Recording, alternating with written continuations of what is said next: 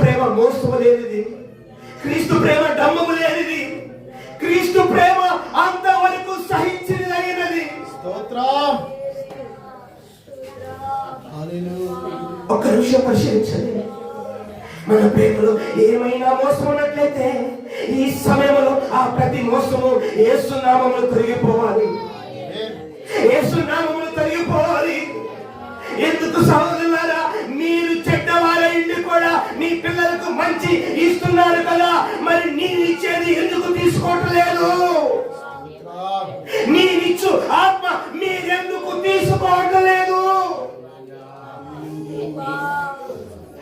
ఎందుకు